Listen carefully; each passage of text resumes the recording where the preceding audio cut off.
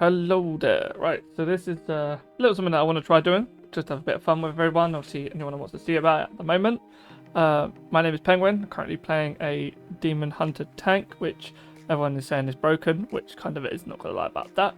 Battle utility and CC it brings into fights is stupid. Obviously, this right here is more about Mythic Plus side of things to what I'm going on with right now.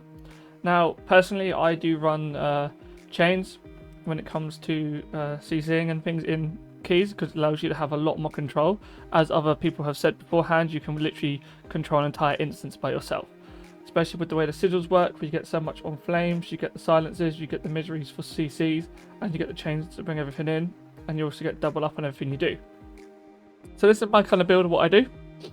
A lot of it is a lot of CC, which I'll explain through the video that's going to come afterwards, which yeah, I'll go into more detail depending on the key and that. I just want to make this more of a generalised intro for everyone, so you can see from there. So any questions about me, drop in the channel, happy to answer. Right, so this right here is MDT. Now obviously it's stuck on Everbloom at the moment, but we're going to talk about Atal'Dazar. Now admittedly, in the instance I've not really done anything on prior to this season. Run through it on leveling a little bit of time, but never really saw it from there. They did make an alteration on this key where you now have to get more trash. So you'll see that my rock guide here doesn't actually have enough on it. However, we can easily solve that by adding in a couple of packs here and there. And then at the end, we can add a pull for the last boss and add these guys in as well. And then we want to add another pull in at about 3 for this pack here. And that gives you more than enough. So again, I could go back to this pull here and take one of the birds out. And you're still over, which is fine. Now this is debatable on how you want to handle this. Now I don't see these guys as much of an issue. A lot of people do. So you can also turn around to pull 3. Take them out, go back to pull 18, and add them back in as well. Same way, it gives you pretty much enough. You just add a mob here and there. But as I said, this is the way that I like doing it, and it makes my life a lot easier. One thing to take into account as well, this little guy here is invis, so there's a few mobs you have to take care of as you go through the instance, but I will run through that with you in the video as we go along. Ultimately, fun key, probably one of the freest you can get this season. It's all about making sure you're aware of what things do and keeping it interrupted CC and things like that.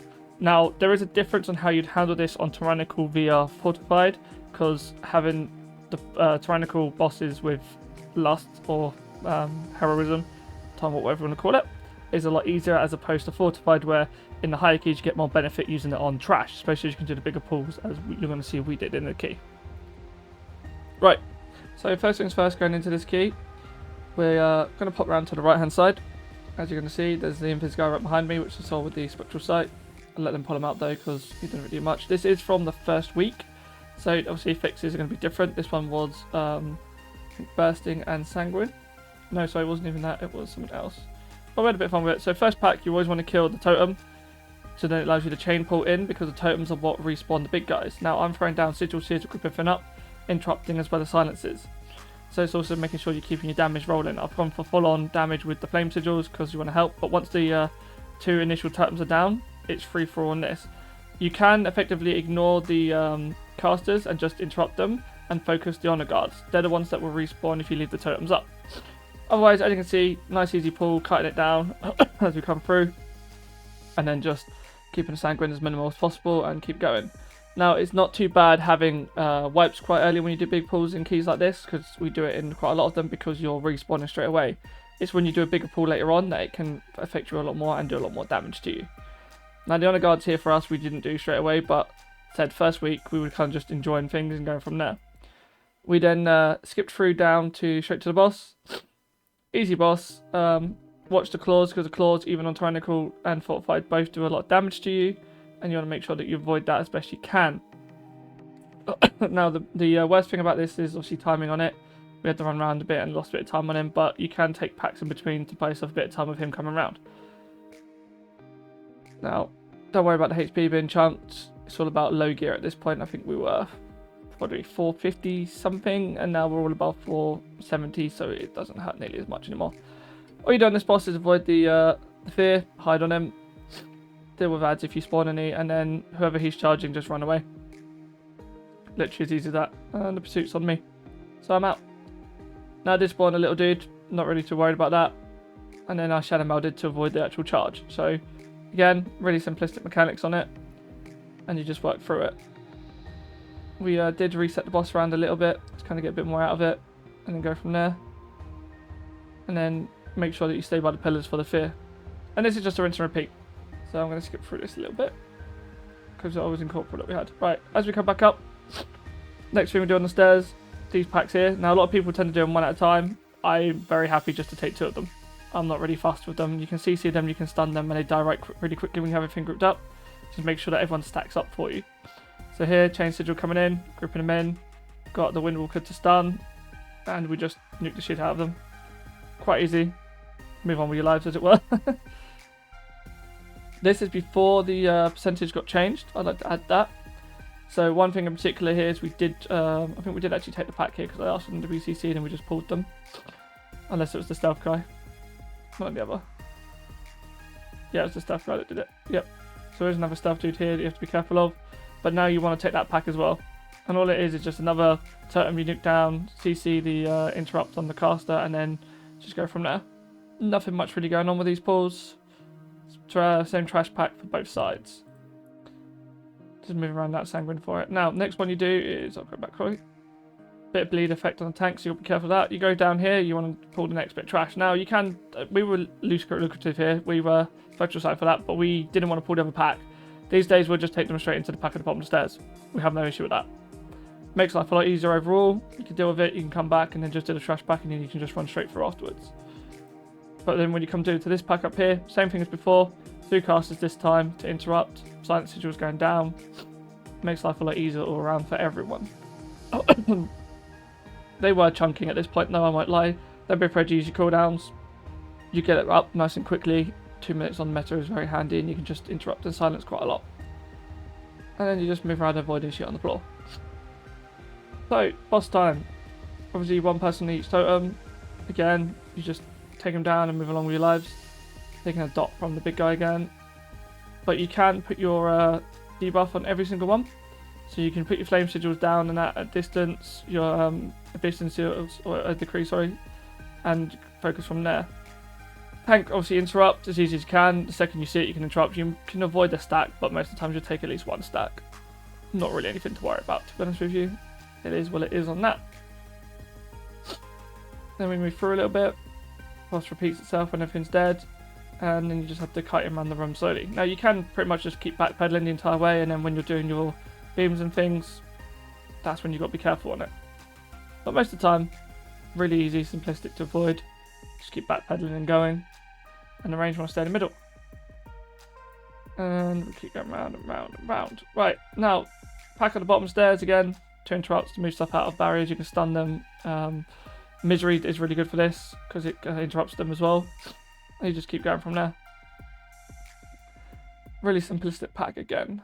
We then go on to the bridge, which should be just here. Make sure you hit the lever. Right. All you got to do here is stack up again, and it's best range stack up. You CC everything in, keep it all stunned, nuke the little guys, and just interrupt the birds. All you got to do is interrupt them twice, move along, job done. There's not much really going on with them there. And you get 2 packs of it. So the first pack, chain pull in straight to the second pack, same thing again.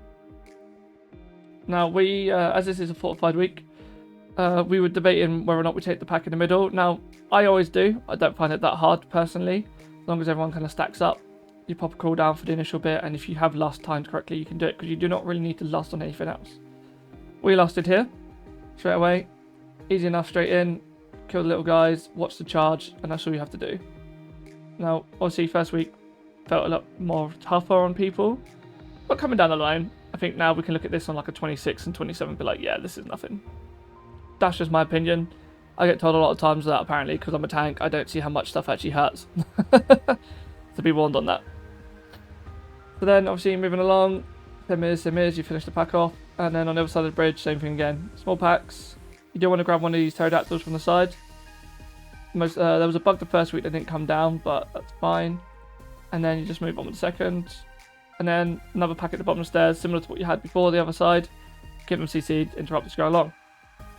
One pack now is at the top of the stairs.